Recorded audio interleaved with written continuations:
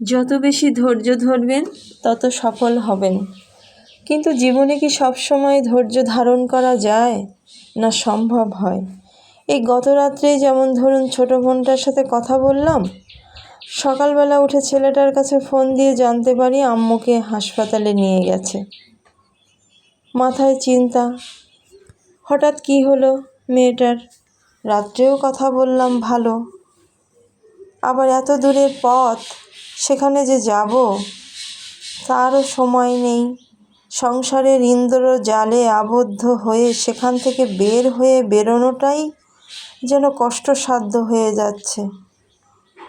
তাই ধৈর্য সবসময় মনকে মানে না, ধৈর্যেরও তো একটা সীমা পরিসীমা আছে। তবুও সংসার জীবনে সংসারের টানে ধৈর্য ধরতেই হয়।